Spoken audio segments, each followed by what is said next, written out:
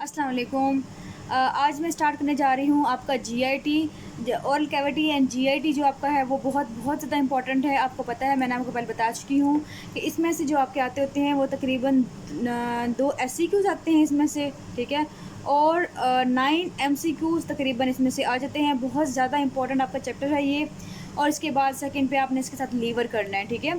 सो हम करते हैं कि जीआईटी जो कि आपके ओरल कैविटी से स्टार्ट होती है। जैसे कि आपको पता है कि पहले ओरल कैविटी आती है, फिर उसके बाद इसोफिगस आती है, उसके बाद स्टमक के बाद ड्यूडेनम के बाद स्मॉल इंटेस्टीन सारी, फिर लार्ज इंटेस्टीन, फिर रेक्टम और फिर एनस, ठीक है।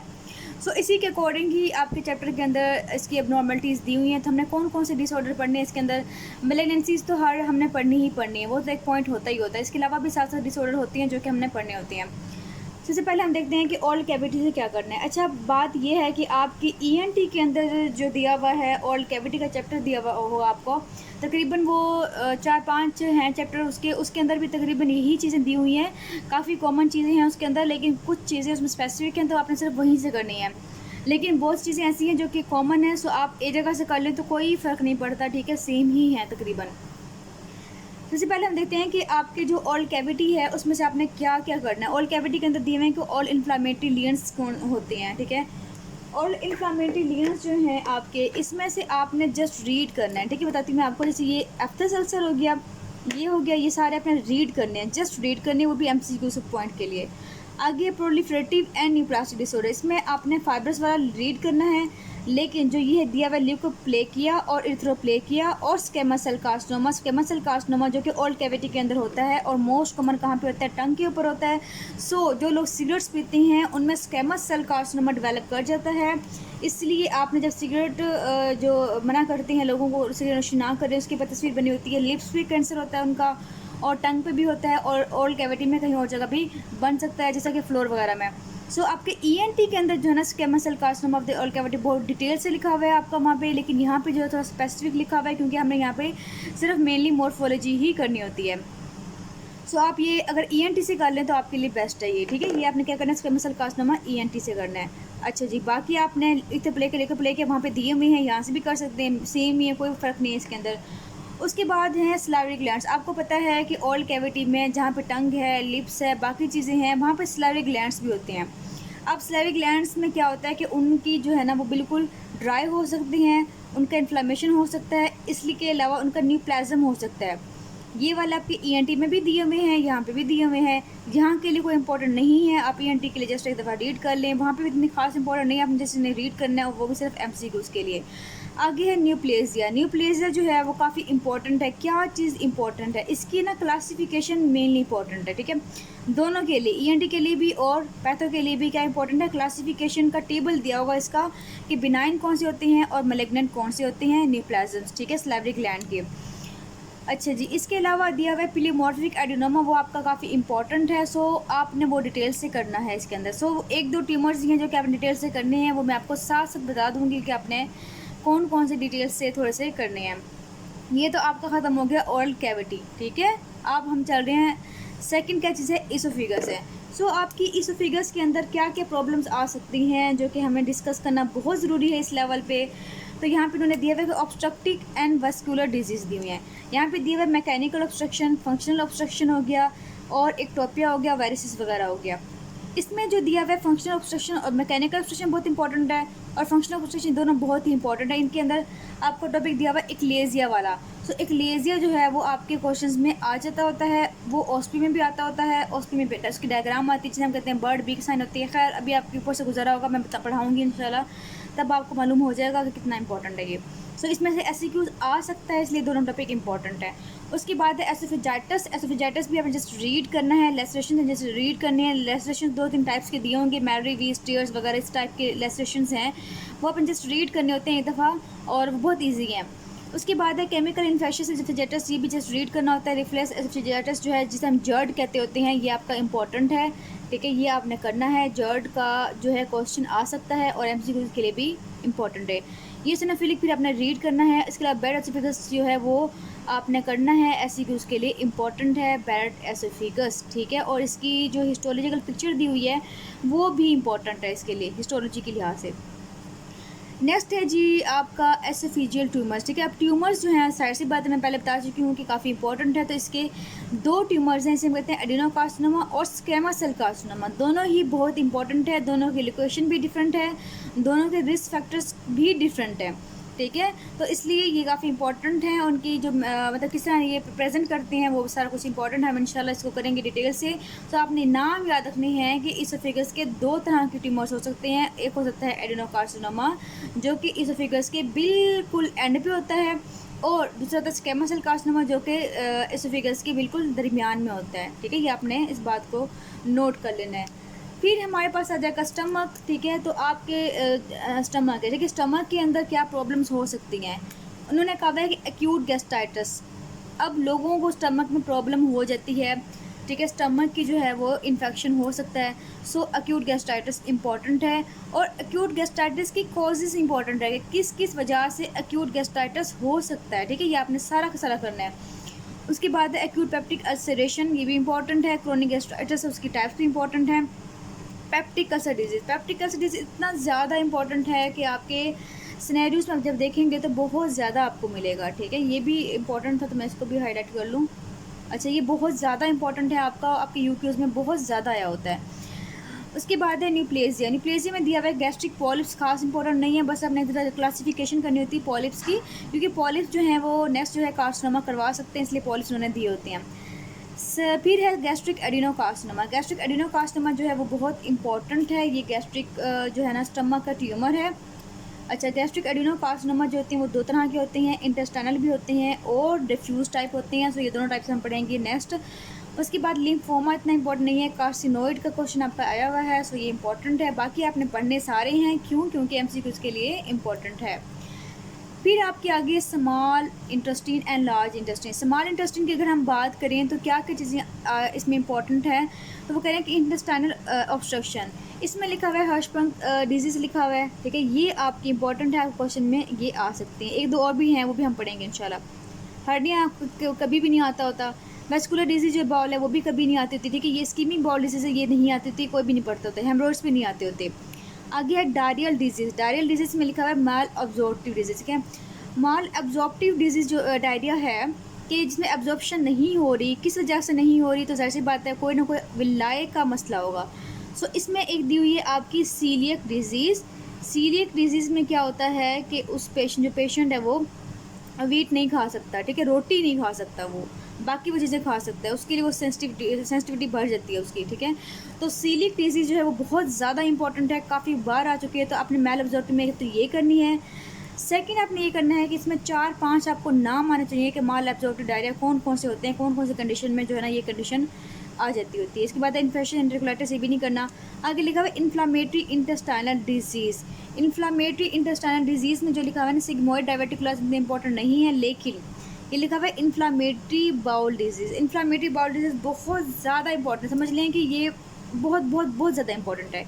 इसमें दिया हुआ है दो तरह के, एक दिया हुआ है क्रोन डिजीज़ दिया हुआ है आपका, ठीक है, और दूसरा दिया हुआ है अल्सरेटिव कोलाइटिस।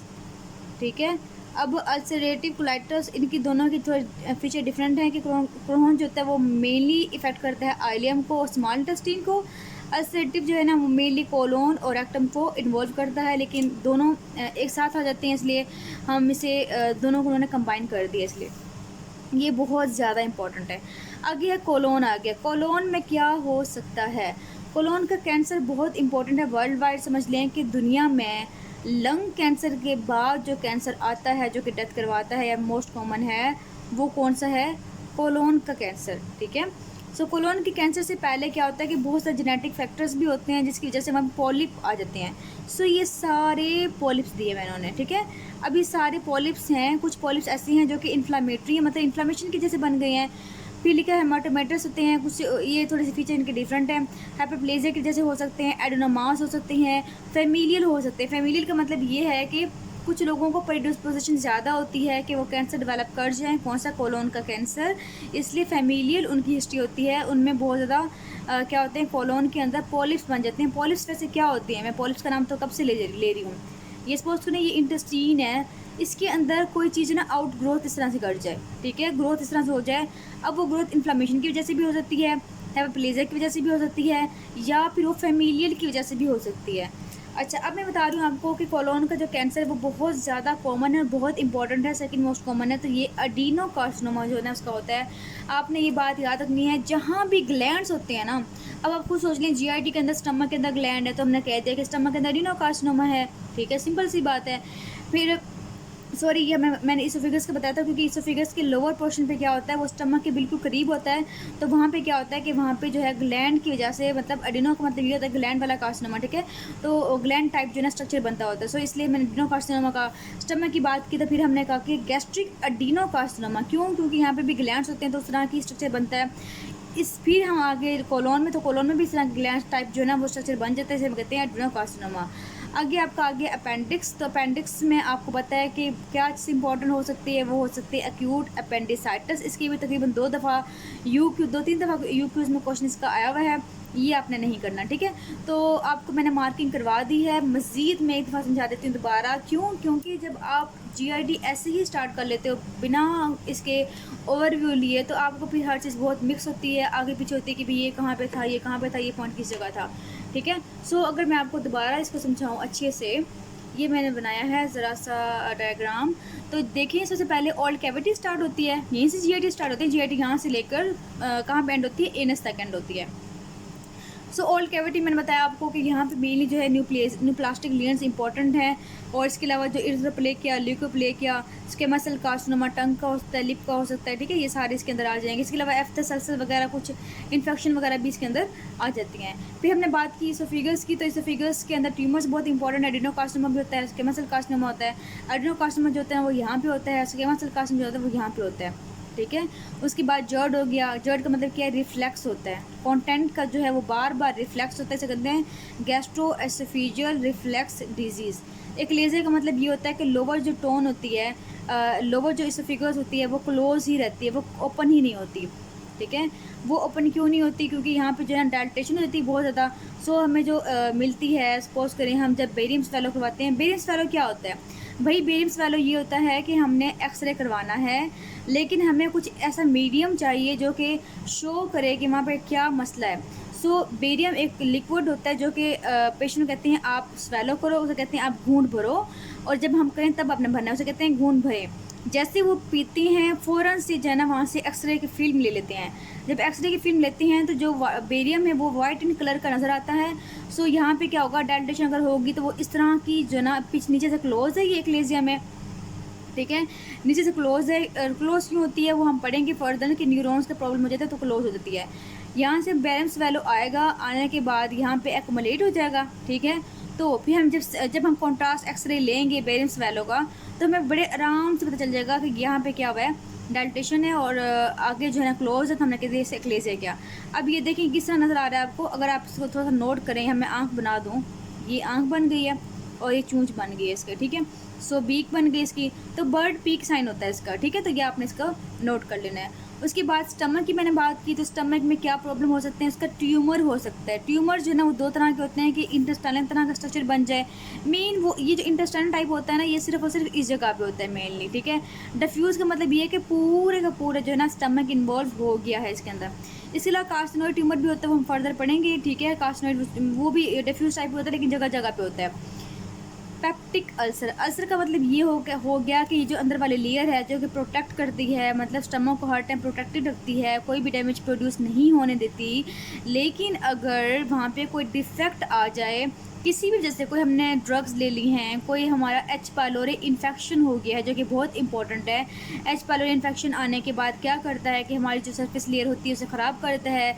HCl जो स्टमक की एसिडिटी है वो बढ़ा देता है। जब बढ़ा देगा तो उसकी जैसे क्या होगा, ऑटो डाइजेशन स्टार्ट होगी, मतलब वहाँ पे अल्सर बन जाएंगे, डिफेक्ट प्रोड्यूस हो जाएंगे। डिफेक्ट प्रोड्यूस होने की वजह से वहाँ पे जब एसिड लगेगा तो पेशेंट को पेन होगा। तो पेप्टिक अल्सर बहुत इंपॉर्टेंट है। क्रोनिक गैस्ट्राइटिस का मतलब ये है कि एच पाइलोरी जनाब थोड़ा है लेकिन बैठा ही हुआ है, सपोज करें, उसकी वजह से हो सकता है। इसके अलावा और कोजेस भी हैं जो कि क्रोनिक गैस्ट्राइटिस करवाती हैं, ठीक है, लंबे अर्से तक जो है करवाती है। इसके अलावा जो है ना ऑटोइम्यून भी हो सकता है, ये वो भी हम फर्दर पढ़ेंगे। अच्छा, फर्दर फिर हमने पढ़ा कि ड्यूडेनम। ड्यूडेनम के अंदर क्या मैंने बताया कि इसमें भी अल्सर होते हैं, और इसकी अल्सर की मोस्ट कॉमन कॉज ही ये होती है कि एच पाइलोरी इन्फेक्शन ही इसका मोस्ट कॉमन कॉज होता है, ठीक है। यहाँ पे आके उसने क्या करवाने हैं, अल्सर प्रोड्यूस करवाने हैं। अब स्टमक अल्सर और ड्यूडेनल अल्सर ये दोनों बहुत इंपॉर्टेंट है। इनमें सिर्फ एक पॉइंट जो है डिफरेंशिएट करता है, आप अभी से नोट कर लें। ये मैं गाइडलाइन से बता रही हूँ, ओवरऑल लिखने अभी से नोट कर लें ताकि आपके जहन में बैठ जाए ये बात कि अगर पेशेंट आपके सिनेरियो में भी यही सीधा सीधा आता है और बच्चे ना परेशान होते हैं कि डायग्नोस कैसे करना है। अगर वो कहे कि पेशेंट ने जो है ना खाना खाया है, ठीक है, ईटिंग की है, खाना खाने के फ़ौरन बाद अगर दर्द होता है तो इसका मतलब ये है कि उसको पेप्टिक अल्सर है, किसका, स्टमक का है, ठीक है। लेकिन अगर वो कहती हैं कि खाना खाने से उसको रिलीफ मिलता है, खाना खाने से उसको जो है तबीयत ठीक होती है उसकी, तो फिर हम इसे कहेंगे कि ये क्या है, ड्यूडेनल अल्सर है। ये बात नहीं डिफरेंशिएटिंग पॉइंट है कि स्टार्ट में पता नहीं चलती, लेकिन ये बहुत इंपॉर्टेंट है, इसे आप इजीली डायग्नोस कर सकते हैं। उसके बाद हम आगे हैं जनाब, ड्यूडनम आ गया, यहाँ पे ख़त्म हो जाता है ड्यूडनम के बाद जेजनम, आइलियम, ठीक है, ये आ गया हमारे पास यहाँ पे। ये सारी मैंने बनाई हुई है स्मॉल इंटेस्टीन। स्मॉल इंटेस्टीन मैंने आपको बताया कि आपने क्या क्या करना है। स्मॉल इंटेस्टीन के अंदर मैंने बताया कि आपने सीलियक डिजीज़ करनी है, जो कि एक माल एब्जॉर्प्टिव डिसऑर्डर होती है। इसमें क्या होता है कि आइलियम के अंदर जो विलाई वगैरह होती हैं उनकी अट्रोफी हो जाती है। अट्रोफी होने की वजह से एब्जॉर्प्शन नहीं होती, चीज़ों की एब्जॉर्प्शन नहीं होगी, तो वहाँ पे क्या हो जाएगा, माल एब्जॉर्प्टिव डिसऑर्डर हो जाएगा, माल एब्जॉर्प्टिव डायरिया हो जाएगा। इनको डायरिया बहुत होता है और एब्जॉर्प्शन भी नहीं होती।